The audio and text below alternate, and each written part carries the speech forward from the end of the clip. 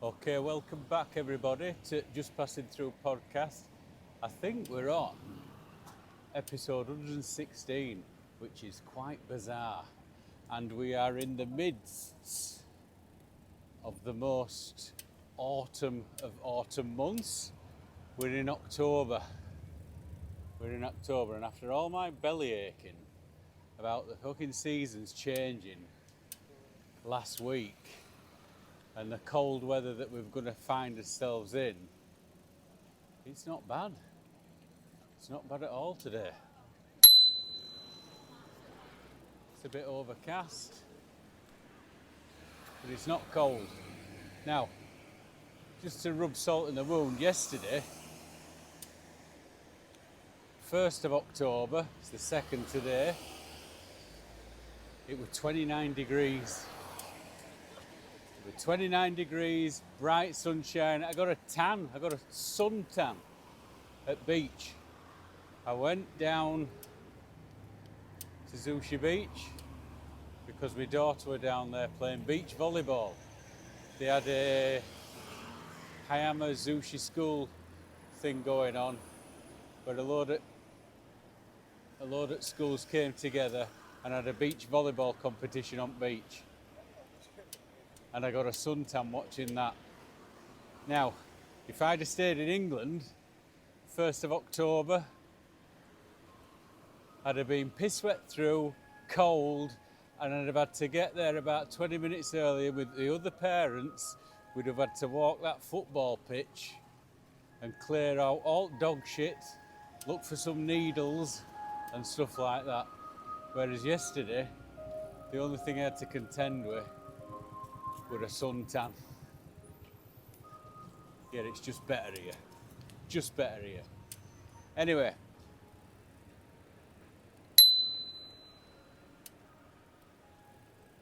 Better in some ways, I will say. I might like to add. Better in some ways. Although, we've just had...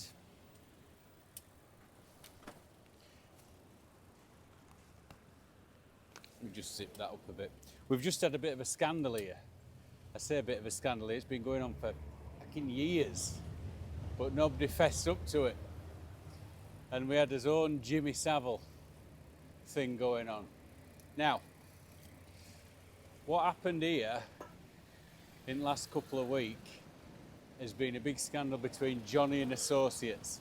Now, for them that don't know what Johnny and Associates is, Johnny Kitagawa was this fella that provided all the talent for Japanese TV and the Japanese music industry. So if you wanted any of these stars on telly, on your programme, on your quiz show, you had to go through this company, this talent agency. And if you weren't going through them, you weren't fucking getting anybody.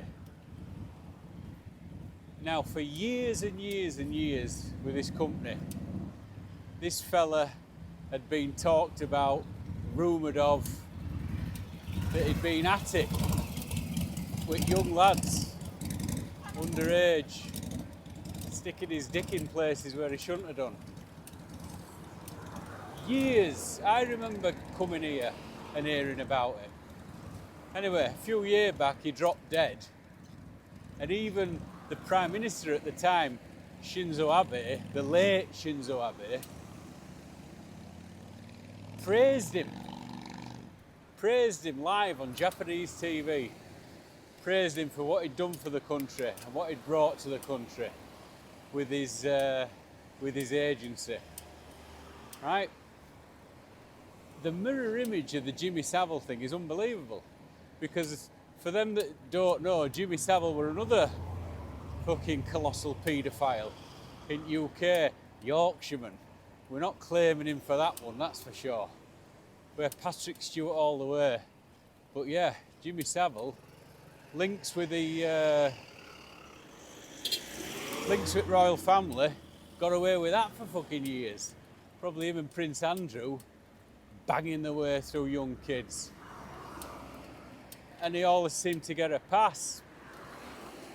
Now with pair of them, it wasn't until they're fucking dead and buried and pushing up daisies in ground that all the scandal comes out. And it all came to an end, I think 2 weeks ago. Now, his niece, Keiko, is the woman that he left it all to. Because obviously being a gay fella, he's got no kids. So they're not to leave to his kids, so he left it to his niece, this Keiko woman. Now, she obviously isn't one for riding the wave like old Johnny was, and she's crumbled at the first hurdle when she started to get called out. Now, I wouldn't say she's been forced to step down, but she's just stepped down. But has she?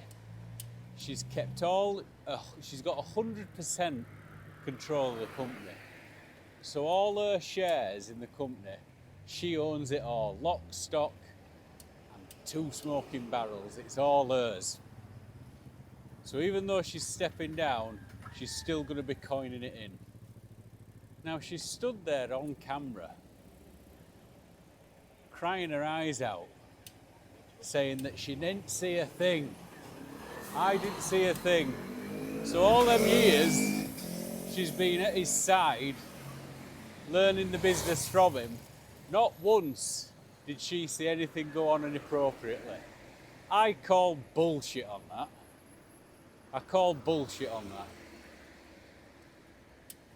If you're working with somebody that close 24/7 and you say you never see it, you're fucking lying. You're lying. I was reading on internet yesterday. Peter Kay did a thing with Jimmy Saville. And Peter Kay's PA were with him when he met Jimmy Saville. So Peter Kay shakes his hand, and then the PA goes to shake Jimmy Saville's hand. He turns over her hand so the palm is facing up, goes down to kiss it, and then licks her hand as if she wouldn't notice. And Peter Kay clocked it. And the woman knew what he was doing as well. Yeah, creepy fucker like that. So yeah, he knew. Peter Kay knew that he were a wrong un, but obviously didn't know it.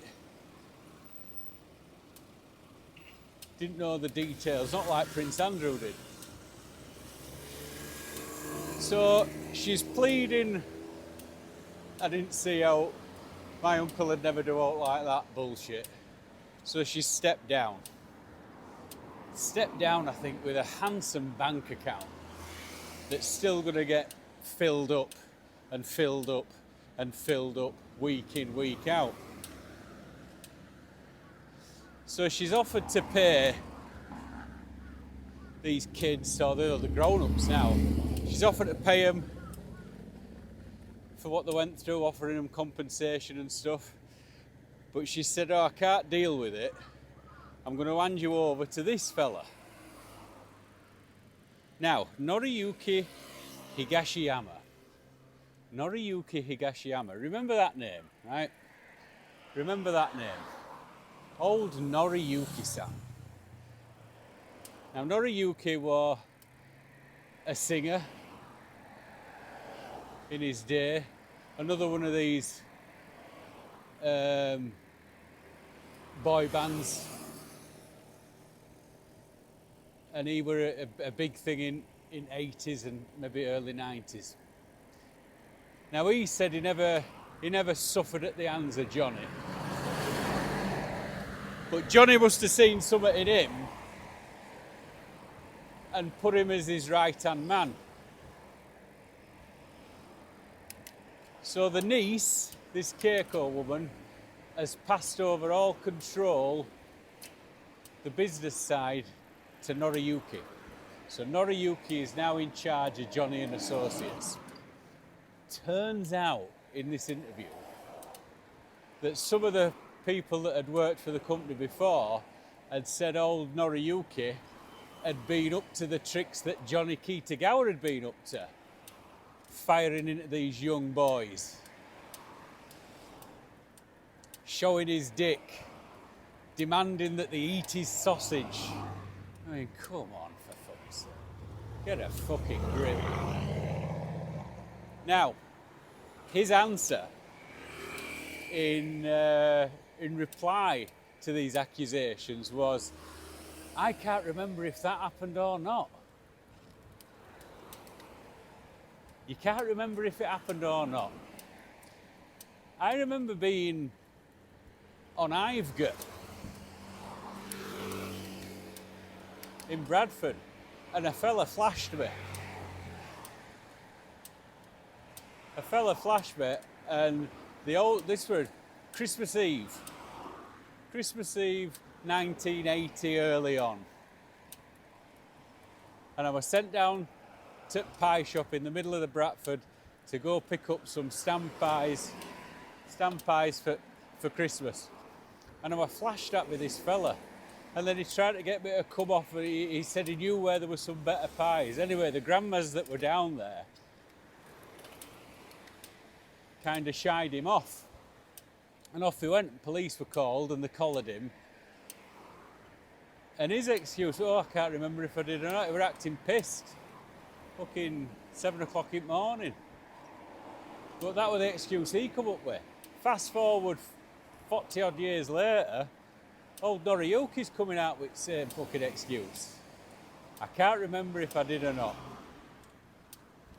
So they've given him the keys to the fucking castle now, so it doesn't look like it's going to stop anytime soon. Now, rewinding back, for them of you that don't live in Japan, I would ask you just to have a look. Any random J-pop from the 80s, the 90s, 2000s, the 10s, or now, up to date now. All you have got is young, effeminate boys with all their hair done and makeup, smooth skin. It's like a carbon copy of each other, and they're all young, girly looking boys. Paedophile bait. It's all paedophile bait. So this one old gay Japanese fella had his hands on the tiller of the Japanese music industry, and he turned it all of it. He turned it all into his tasting boys. And I can't see that fucking changing anytime soon. You do not get famous guitar bands here. You don't get Japanese musicians doing lines and lines of coke off a stripper's tits here. You don't get any meth addicts here. And the music is so fucking vanilla. The only thing I can describe it as is Christian rock. Excuse me, not even Christian rock. It's a step up from hymns in a church. It's that fucking vanilla that I have never bothered with it. I won't go anywhere near it. I feel like I'd catch something. I feel like if I enjoyed it, I wouldn't feel clean. And that's not to do with the scandal that's been going on. It's without sounding like my dad, it's not music. My daughter listens to it, my daughter watches it, and I'll say to her, which woman of them plays guitar? Who's on drums? And none of them are. They're just a fucking jumped up dance band that has fallen out of a karaoke cubicle. We had Take That in England, and that were enough. But everybody jumped on bandwagon there East 17, 5, all a load of fucking shite. And then we got back to centre again. And we got us guitar bands back. It's gone to shit now. But we did do it for a bit. But we didn't have one big gay fella in charge of everything that has ruined the music industry over here. I'm telling you, you just fucking see it and it's all the fucking same. If you're a gay fella living in Japan, it must be fucking great. But I'm neither or. I'm sure if there were a guitar band that I could get behind here, I would. But there's no really that stirs the loins here. No that would get me going like a good English guitar band would back in Europe. So this fella, Noriyuki, like I said before, has been put in charge. So the gay fella that started it passed it over to his niece who never saw anything, who has now passed it on to an employee who can't remember doing anything. Now what they're planning on doing now is changing name of the company from Johnny and Associates so they get his name off at building. It's a fucking massive building. It's a massive building that they've got in the middle of Tokyo. So they're going to change the name. Now Weinstein, it went from Weinstein Company to Weinstein Corporation, I think, to Lantern or something like that. But leopards don't change the spots. Now I'm not sure because I've not had a chance to look into it, but I'm not sure if Lantern have released any blockbusters of late, like the Weinstein Corporation did in past. I don't know, because I'm sure I would have heard something, because the press would have been all over it, I expect. But I hadn't heard anything from the Lantern Corporation. So I've no idea what they're going to change the name to. I've no idea what sort of business it'll be when there's no raping of young boys going on. But these kids that it were happening to,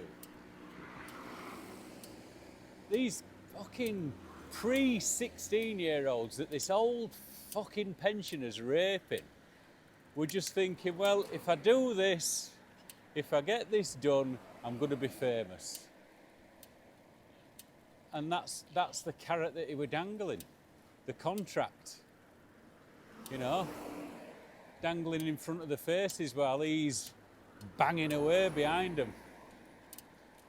And the singers would say to each other, this is what you've got to do to get on in the business. And these bands don't last. They don't last. They've got a 6-month shelf life and then they're out at door. You see it in Korea. They have the 6 months, it's done, and they don't know what to fucking do with themselves, so they kill themselves. There's a lot of suicides over in Korea.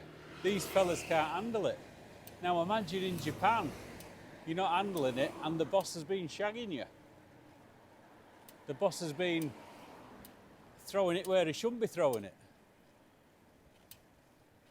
But we'll see what will go on after this, because I'm sure if there were a fella running a record company in the UK that were shagging all the kids that were underage, he'd get caught. Well, no, he wouldn't get called out on it, would he? Because the people in power, if the people in power are here, there's no fucking rules.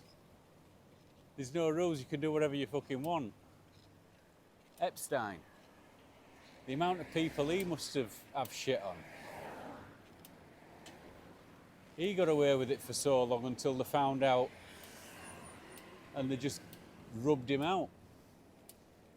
So I think you age out until you die, especially if you're rubbing shoulders with them in power, or if you have got shit on them, they just finish you off.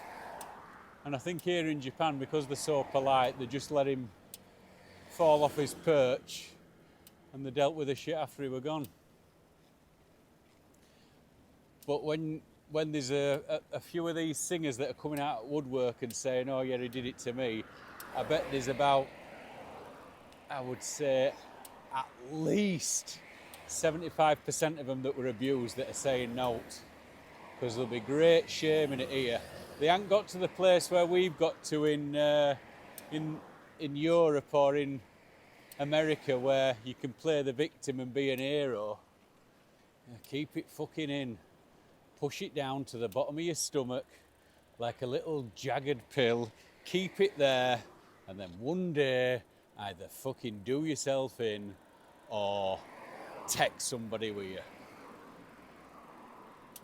And that's the first podcast of October. I promise I'll be more upbeat next time. So keep subscribing, keep watching, keep listening, pass it on to your friends, and I will see you next week. Thank you very much.